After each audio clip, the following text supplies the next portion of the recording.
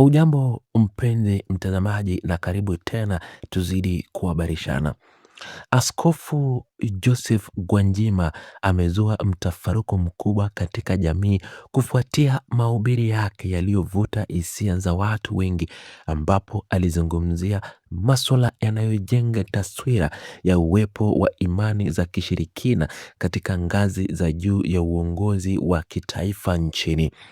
Mahubiri hayo makubwa yaliyotangazwa mapema kabla ya kufanyika kwake yalivutia idadi kubwa ya wananchi na waumini waliojitokeza kwa wingi kuhudhuria, huku kukiwa na uwepo mkubwa wa dhahiri wa askari wa jeshi la polisi maeneo ya ibada hiyo.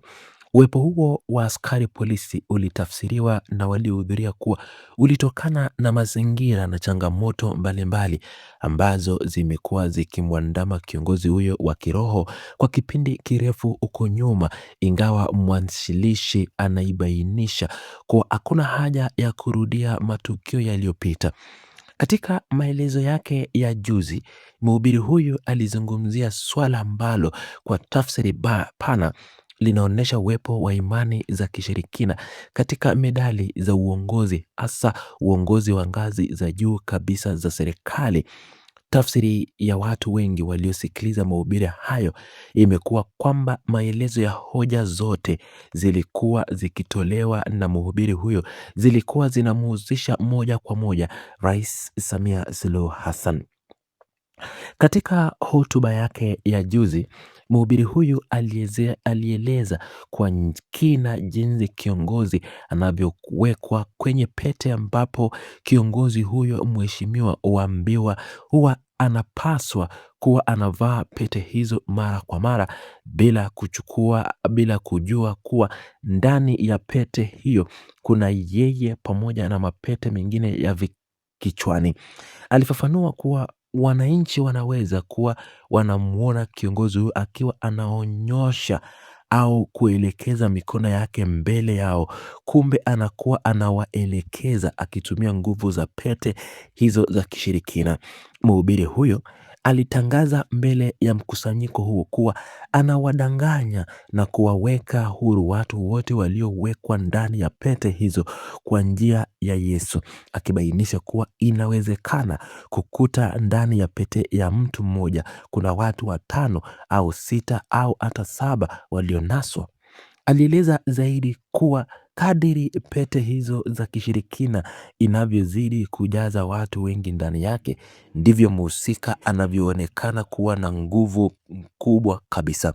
nguvu kubwa ya kiuchumi, ya kuwa maarufu sana katika jamii kutokana na pete hiyo ya mheshimiwa fulani iliyojaa watu, na ndipo alipotangaza kutumia radi ya Mungu kwenda kuharibu vifungo hivyo.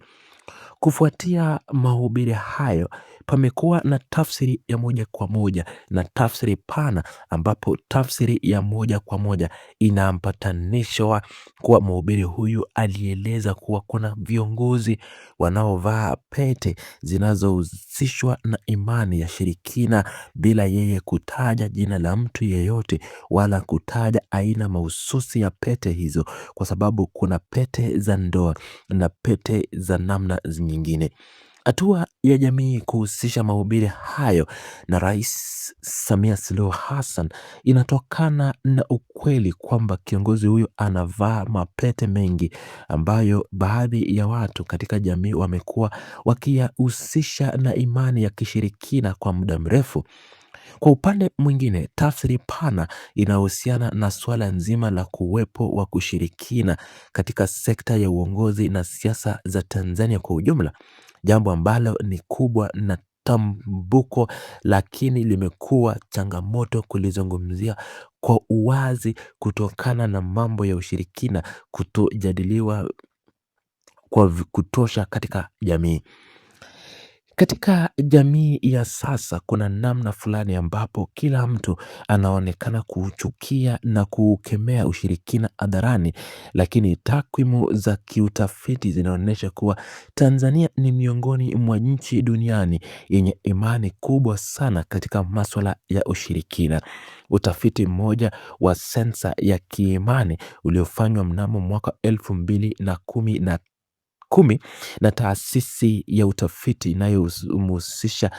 inayoimizika sana duniani kama pefu kutoka nchi Marekani ulionyesha kuwa zaidi ya 75% ya Watanzania wanaamini katika ushirikina. Viwango hivyo vilivyorekodiwa takriban miaka 10 iliyopita vinakadiriwa kuwa vimeongezeka kwa kiasi kikubwa kutokana na matukio mengi yaliyotokea katikati,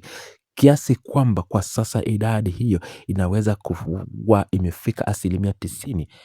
au hata 99% ya jamii nzima. Moja ya viashiria vikuu vinavyothibitisha kuwa ushirikina umetawala sana siasa za Tanzania ni ongezeko kubwa la vifo vya watu wenye ulemavu wa ngozi au ugonjwa wa albino kila unapowazidi msimu wa uchaguzi mkuu huko nyuma, ambapo vifo hivyo vilihusishwa na harakati za kisiasa.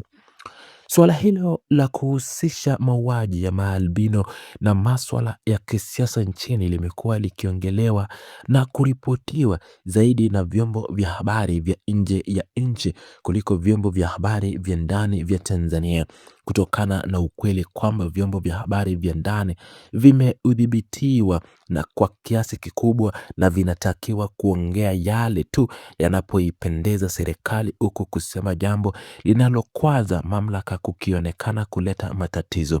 Licha ya uwepo wa utafiti huu wa taasisi ya Marekani na mauaji ya maalbino wakati wa chaguzi, kuna tukio lingine lililotokea tarehe 29 Oktoba ambapo maelfu ya Watanzania walipoteza maisha kwa amri ya Rais Samia Suluhu Hassan, tukio ambalo nalo linahusishwa kwa kiasi kikubwa na imani ya kishirikina. Kuna taarifa zilizosambaa kuwa baadhi ya miili ya watu waliouawa katika tukio hilo ilisafirishwa kwa siri hadi katika maeneo ya kisiwa cha Mbumwini, ambako kuna mtu mmoja maarufu ambaye ni wa karibu sana na Samia Suluhu Hassan anayehusishwa na masuala ya ushirikina, na kuteuliwa kwake serikali kama msaidizi kunatajwa kuwa kulitokana na utaaluma wake katika mambo hayo ya giza. Changamoto kubwa ni kwamba mambo haya hayazungumziwi kwa uwazi kwa sababu yanatokea faragha na kwa siri kubwa, na hata viongozi wanaoyatajwa huwa wanayakemea kwa lugha nyepesi badala ya kuwa na mjadala wa wazi, huku kukiwa na watu wanaouangalia ushirikina kwa mtazamo chanya kama sehemu ya tija ama tiba za halisi au njia ya kufanikiwa kibiashara na kikazi. Unafiki huu wa kijamii ambapo watu wanakemea jambo hadharani lakini kuliunga mkono kwa siri unafanana na swala la ushoga na usagaji ambao limetapakaa sasa hivi nchini, ambapo licha ya watu wote kukemea vitendo hivyo, akaunti za mashoga kwenye mtandao ya TikTok zina jinadi wazi na kuwa na wafuasi wa Tanzania wanaofikia 100,000. Washoga hao wamekuwa wakifanya vipindi vya kuhabarishana, kueleza historia zao na kuvutia hadhira kubwa inayothibitisha unafiki uliopo, ambapo swala la ushirikina nalo limewakemewa ama linakemewa na kila mtu, lakini linaendelea kuwepo kwa kasi katika jamii bila kuwepo kwa mjadala wa kina wa kulichambua.